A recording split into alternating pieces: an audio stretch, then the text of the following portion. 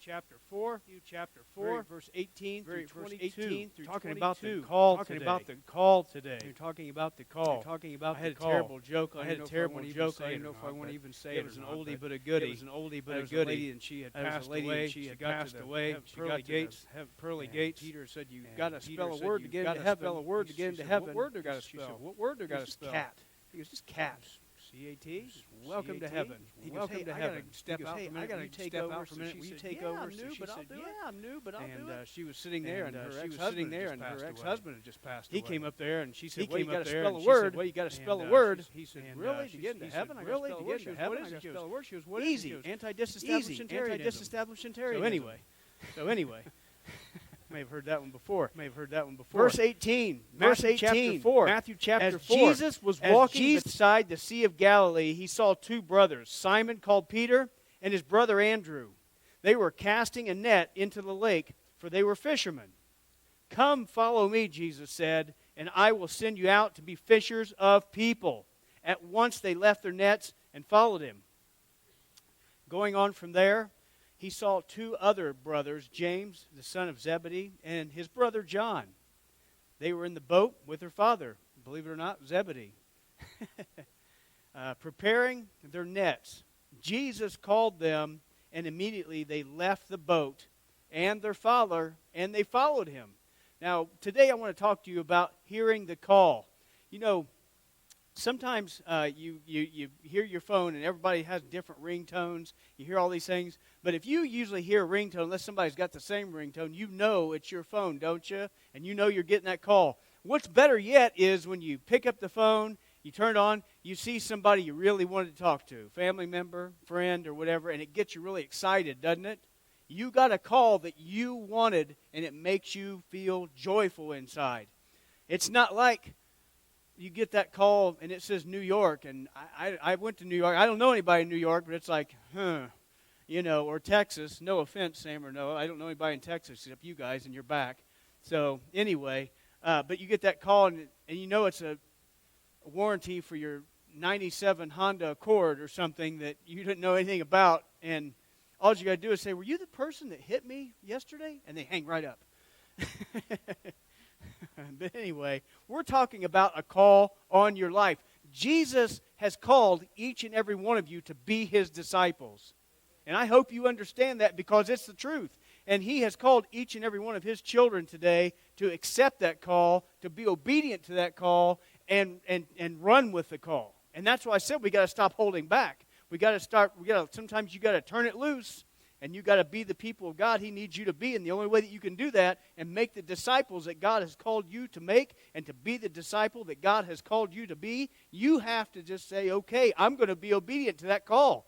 Because the call is there all the time. Not like your phone. Nobody likes getting a call at 3 a.m. because it's never good news. Not usually, unless you have a friend that works third. But I want you to understand, the call on your life from Jesus is there 24/7. It's always there. It's always right in front of you. And the thing that we have to remember is this, is that you have that call because God knows that you can do it. You realize that, right? God knows that you can do what he has called you to do. So many people say, "Well, I don't feel qualified to do it." And it's not the first time that God has ever heard somebody say, "I don't feel qualified." I mean, we talk about Moses, and we always talk about how he said he couldn't talk. It wasn't his qualifications that he was worried about. And this is something for us to keep in mind. What was really on his mind was where he had to go to be obedient to his call. You see, he didn't want to go back to the place where he did something wrong. He didn't want to get exposed to that again and go back to that and have to face that again. Well, sometimes when God calls you, he calls you right back to where you started from. But he's calling you there for a reason, because you have been changed. And because you have been changed, it's not about your qualifications. It's not about your qualifications. It's about what God has qualified you to do. You see, God doesn't call the people that's qualified. He qualifies the people that he calls. You realize that, right? Just like Gideon, I mentioned earlier during prayer time, he was hiding down there threshing his floor. He was hiding because he was afraid. And the angel came to him and said, "Hey, mighty man of valor, I need you to fight a battle for the Lord.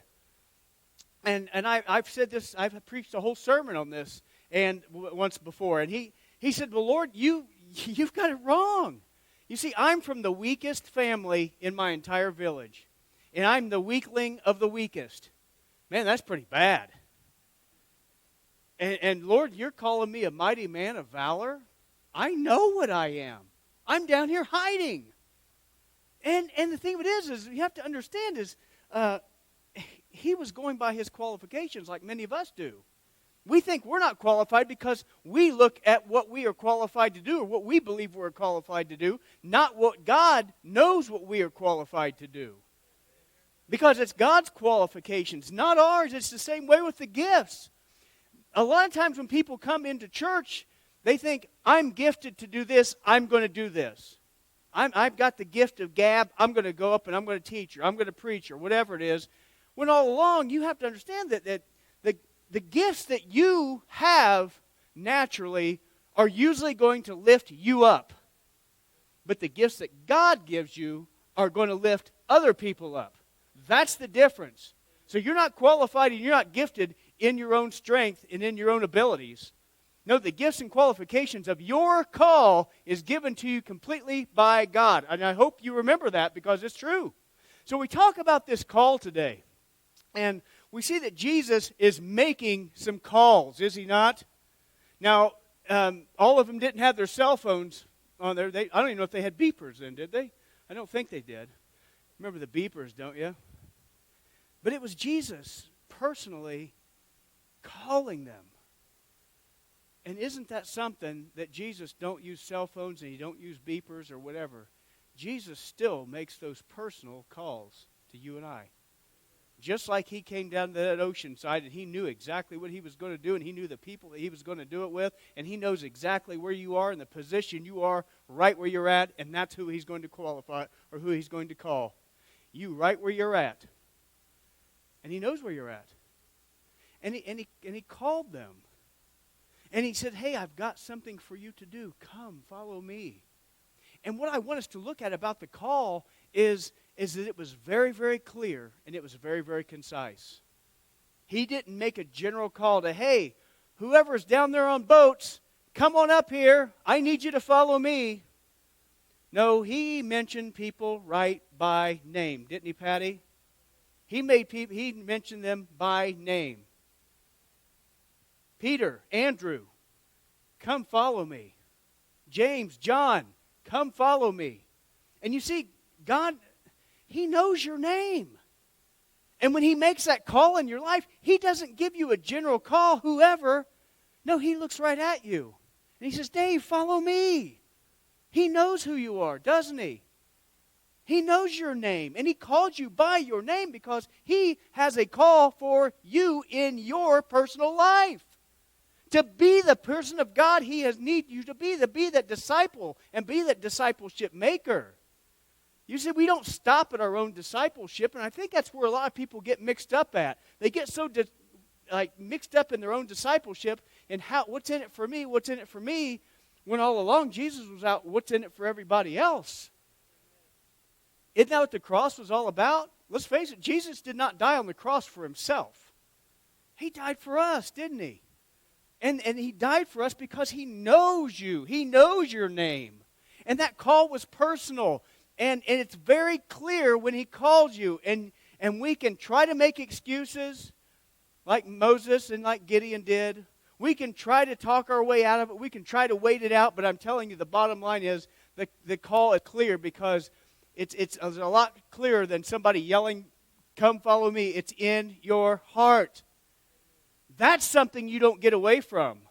No matter how hard you think you can try, you don't get away from that call. It doesn't go away.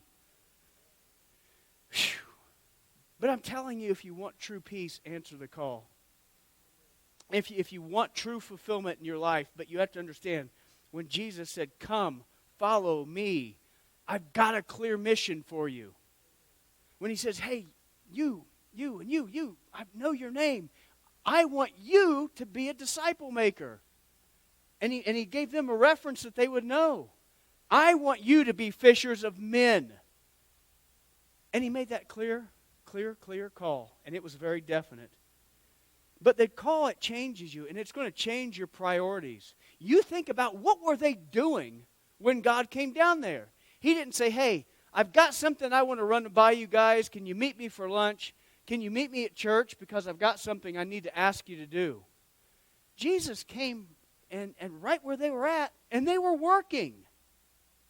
That was their priority for that day, wasn't it? To get up and do what we have done for years.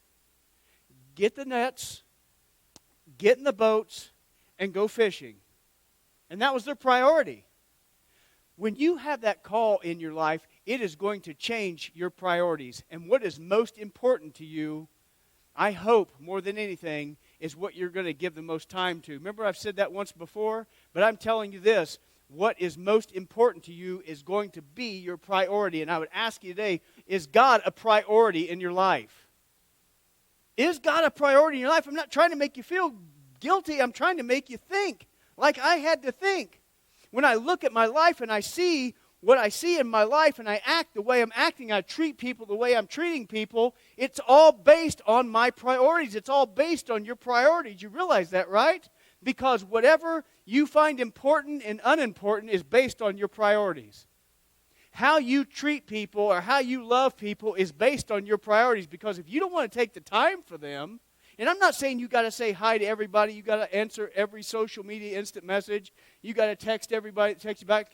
If you've ever texted me, it could be hours before I text you back, isn't it? Because I'm renovating a house, and it's terrible. I might miss a call. And I might miss a text. But no, my point is this. I'm playing around a little bit. But my point is this, is that when your priorities are set right, you're going to know how to love people. When your priorities are set right, you're going to know where your call is in your life. When your priorities are set right, you're going to know how to answer your call. Their priority changed completely, and it changed that day. God may tell you today your priorities are going to change. You may get to the end of this message, and it may not be a thing I said. It may be somewhere in the Bible. You may be thumbing through John 3:16 somewhere. But I hope before the day ends you understand what your priority is supposed to be. And God said, my priority for you is for you to make disciples and be the disciple I have called you to be. And their priority was work. Their priority was fishing. And Jesus said, I have a new priority for you. And it's going to take one thing. It's going to take you to stop what you're doing and change your priority and follow me. And that, you know what it takes for us to do that? We need to stop what we're doing. We need to change your priorities, and you need to follow Jesus. Now, you may not be full-time ministry. I'm not full-time ministry. Kind of am, but I mean like, job-wise. We're always full-time ministry. God has always called us to be ministers 24/7. I'm talking about job-wise. Because the priority that day was fishing. And Jesus said, I've got a new priority for you, fishing. But you're going to fish for something else. You're going to fish for something different. You're going to fish for people, for me, instead of fishing for fish, for everything else. But he changed that priority, didn't he? And their priorities had to change or they wouldn't have left. They could not follow Jesus unless their priorities changed. And you're not going to follow Jesus wholeheartedly unless your priorities change. It's just not going to happen. And you can make excuse after excuse after excuse. I've got to do this. I need this. This person's got to have this for me. But the bottom line is, what is your priority? If your priorities aren't set on what God wants you to do, your priorities are not set right. And this has to change. God's not going to force you to do his work. God's not going to force you to follow him. He didn't say, follow me or else. He left them that choice. But it was a matter of what their priorities were that day. And their priorities changed because they knew about Jesus. They had heard his repentance message before. And they said, you know what? This is the guy. This is Jesus. They threw down the nets. Poor James and John. Imagine his dad. What if their dad's back was turned? And he was like at fishing, and he turned around and went, where are they at? Where'd they go? But they left because their priorities were different. And I'm telling you, your priorities, if you're going to understand your call, your priorities have to change. You have to change how you see things. You have to change how you treat people. And when your priorities are right, you got it. And the call will change the people that you're around. Now, James and John, they were with their dad. And they had probably fished with their dad since they'd been little boys, old enough to walk. They'd probably been getting that boat with their dad. And they had been fishing with their dad. That was the people they were around. Their family, their dad, that's what their job was. But the people had changed around them, didn't they? After their priorities changed, the people in their lives had changed. You know, there's people that I used to hang around with that I used to do, and the reason I hung around with them was because I did the same things they did. And it wasn't godly things. But it changes after you change your priorities, doesn't it? Your people start to change around you. Now, don't get me wrong. I'm not saying that you ignore people who do wrong still or who have not found God's grace, because let's face it, you were one of those people at one time, right? I was one of those people at one time. Until somebody says, I'm not going to ignore Dave, I'm not going to ignore you any longer. Kim, I'm not going to ignore you any longer. I'm going to tell her about Jesus Christ, and it's going to change your life. And Jesus did that same thing because it's the people around him in his inner circle. Jesus said this, after he had called his disciples, Jesus went throughout Galilee, teaching in their synagogues, proclaiming the good news of the kingdom, healing every disease and every sickness among the people. He didn't say these people are sinners. They don't deserve God's grace. He went right in the midst of them and started healing them, started loving them. Now, he did that for everybody that he met, did he not? He wanted to change everybody's life, and he still does. But when he really had to share his heart, when he really needed somebody to pray with, when he really had to tell people what was really going on in his life, like the answers to the parables and things like that, he chose 12. He didn't do that with just everybody. Now, he told everybody about the kingdom of heaven. He told everybody about what heaven's like. He told everybody about the love of God. In fact, finally, he told everybody who he was. But he had an inner circle around him, and they were the people that encouraged him, and he encouraged. And it was the 12. It was the people that when he was waiting for the soldiers to come and get him, and they were going to come and get him for his crucifixion. And you remember, what did he say to them? Sit here and pray for me while I go off, because there's something, I'm going to go through a hard time. And it's going to be tough.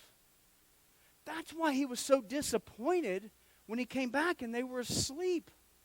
That was his inner circle. That was the people that he drew close to. And it had changed, did it not? They weren't out fishing on a boat anymore. They were in Jesus' inner circle. The people they've been around changed. And that's what I'm telling you. Sometimes you can be around a lot of different people, good and bad, or whatever, how you want to classify, sinner, saved, whatever. But you really need an inner circle of someone who is like-minded as you are.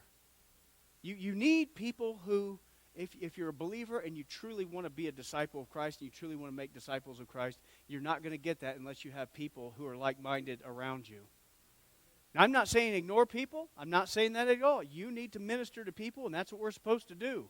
I'm talking about your inner circle that you really share your heart with. That you need somebody to, will you pray with me? Can I pray for you? And I'm not talking about a general prayer. I'm talking about the people that's right in your life. The people that encourage you. The people that lift you up to be the person of God that you need to be. That's what I'm talking about. The people are going to change in your life. Now, people don't change, but the people in your life will. But that doesn't mean that you ignore the people that were not in your life anymore. You need to continue to witness to them. I mean, that's what Jesus called you to do. But the people have to change. Changing the people around you. Jesus said this, if anyone, doesn't hate his father, his mother, his brother, his sister, even himself, he's not worthy of me. Did he say that we're supposed to hate people then? No, he was saying that I have to be first place in your life. And then when I'm first place in your life, there'll be people around you who are going to be the people that you need around you to help you to be the person of God that you need to be. And after you're the person of God you need to be, then you can start reaching out and show people the love of Christ. And they can be the people that they need to be. But it's all about prioritizing, like we talked about, and it's all about getting the encouragement that you need. That's how you become the disciple that God needs you to be. That's how you understand the call that you need to be. You realize that if and I don't want to say this bad, but if I was around some of the people that I used to be around, I would never, ever understand the call that God put in my life. It took a person that was in my inner circle to show me and help me to realize this is what, man, do you understand what God's trying to do in your life? Because most people, of the world, just like I was, don't care about that. What's in it for me? That's what I was all about. And I'm just telling you this because to understand your call, you have to have the right people around you too. Because there's some people that don't want you to answer that call because they want you to continue to do exactly what you're doing and live the exact same way that you're living. They don't want you to change. But God will send people in your life that you need. God has sent me some great people in my life. God sent me a great wife and some great friends and a great family here at church to be, and it makes me the person that God has called me to be. I'm telling you, each one of you, you encourage me to be the person of God I need to be, and I hope that I can do the same for you because that's what it's about, being God's people and encouraging one another and having the right people around you that we can reach everybody else who may not be in church. God loves them just as much as he loves us. The person that's out there right now, laying in an alley somewhere, God says, you know what, I love them as much as I love you standing on this pulpit, in front of this pulpit right now. But you need to be the person you need to be so you can tell them how they can be the person that I've called them to be. But you need the right people around you. You need the people in your inner circle, and that's what Jesus knew. And he took 12 people. And he said, I'm not going to reach everybody, but I'm going to take 12 people, my inner circle, and I'm going to change the world. And he did that. But your call will also change your preparation. James and John, what were they doing with the net? They said they were preparing them. Now, they were either tying them up, doing whatever they do. I'm not a fisherman. Poor Jaden, I've taken him fishing a few times, and I ain't got a nibble. So I'm out on that. He caught it, I know, he caught an oyster. He's did more than I have. So anyway, I caught a little bit of a cold, but that was it. But anyway, Anyway, it's about preparation in your life, and your call will change the way you are prepared. You see, before they were preparing their nets, weren't they? And that's what they were doing because they said, this is how our day's going to go. We've got to get up. We've got to prepare for the day because this is what's going to happen. We're going to throw these nets in the water. We're going to catch some fish, and that's how it's going to be. But you see, Jesus changed their preparation. He said, you're preparing your nets right now. I'm going to prepare your heart for something different. And that's exactly what Jesus wants to do to you. He wants to prepare your heart for something completely different. And it's time for us to start throwing more nets down and start preparing what Jesus needs us to prepare for. You realize that, right? Because without preparation, you're not going to be ready. Without preparation, you're not going to succeed in the daily battles. Without preparation, when it comes time for the calling, it's not going to be clear to you. Without preparation, you're not going to be ready for the call. What you're going to be doing is doing exactly what Moses did and start making excuses, what Gideon did, and start making excuses because you don't feel you're ready, but you have to prepare. And King David, when he got anointed, guess what? God started preparing his heart right then. You believe that, right? I certainly know it. When God anointed your heart, he started preparing you right then. Because there was going to come a day when you're going to need that preparation. You see, when David went out to his dad, said, hey, I need you to take some supplies out to your brother because they're out there in the battle. David had no idea there was Goliath out there. He went and just saw, he said he saw the giant out there, but he'd already prepared himself just to go take supplies and come back to the sheep. But you see, underlying in his mind, guess what? He was already anointed, and God was already preparing him for something bigger. And that's why I said the call will change your preparation, because you might be preparing for something in your life, but I guarantee you God's got something bigger he's preparing you for. And when David got out there, he saw the giant. He didn't say, oh my goodness, what am I going to do? He was already prepared. Because if you look at his reaction, it was without hesitation. You see, Saul was the king. Saul wasn't prepared because Saul's heart had not been preparing for that day. His brothers and all these other people that were carrying away from Goliath. You think about that, we always focus on David. What about everybody else?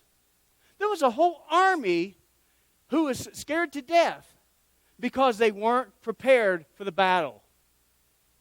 I think sometimes we as a church, we get scared to death because we're not prepared for the battle.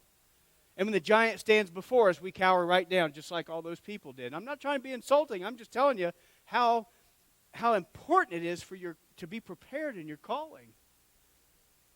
Because you know what? David knew that he was going to win when he went out there. Before he ever took a stone off the ground, he already started picking them out, saying, I'm going to win with this one, I'm going to win with this one, or this one, or this one. He picked up all 5 of them. He said, one of these is a winner. He put it in his pouch.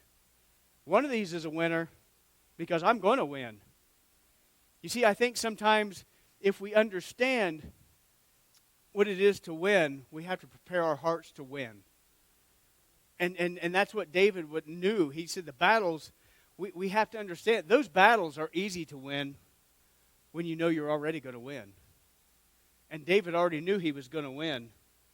And he knew his heart was already prepared for winning because it had been prepared by God. And that's what we need to remember today. We all need to remember that. Your battle is easy to win when you are prepared to win. And God has prepared you to win in your call. And he went out there and he won. He even told him. And David wasn't just talking trash either. I guess he kind of was. He was the original trash talker to Goliath. By the way, big guy, off with your head. And it's going to happen. Probably winked at him and gave him the double point. But it happened. Because long before David ever even went to give supplies to his brother, God had prepared his heart. Long before you wake up and you say, I'm getting defeated in this battle today, you have to prepare your heart. And last week we talked about putting the armor of God on. If you're not prepared to win, you're not going to win. But I'm telling you, in your call to be God's disciple, your call to make disciples, God has already prepared you to win. But you have to understand it. You have to realize it. You have to live it. Every time I've been defeated is because I took my eyes off what was important. Every time I've been taken down, I've taken my eyes off God. Every time I feel like I'm being defeated in battle, I feel depressed, or I feel down, or I feel like the world's against me, guess what? All I have to do is say, where is my focus? Where is my preparation? Where is all the things that God told me that I need to do in my calling? And it's usually not, I'm usually off the mark somewhere. And I say, okay, it's time to stop. And it's time to get my priorities back right. It's time to stop and stop listening to the wrong people and start listening to the inner circle that God has put in my life. It's time for me to start listening and get my heart prepared again. And I notice that's when the battles are won. I'm telling you today, some of you might be fighting a battle. And I firmly believe that somebody's either watching on that camera, sitting at home right on their computer watching, and they're in a battle. Or one of you are sitting here and you're in a battle. But I'm telling you today, you've got to prepare your heart to win. And the only way you're going to prepare your heart to win is obey the call on your life. The call that God has put on your life, I should say. And I know that you'll see the victory. God said, I prepared you for it. And it's going to happen. You just have to believe it. You have to live it. And you have to know it in your heart that it's going to happen, and it's going to happen. I hope you understand that today. I don't care if there's 30 people here. I don't care if there's 5,000 people here. The message is still the same, that God has prepared you to win, but you have to prepare your heart through him. You have to prepare your heart for that battle. You have to prepare your heart for that giant when it shows up. Not scream and run and say, oh, what a surprise. Because remember what I said before I ever prayed or anything today. Nothing is a surprise to God. And it stands right now. That giant standing there was not a surprise to God. And it really wasn't even a big thing to David.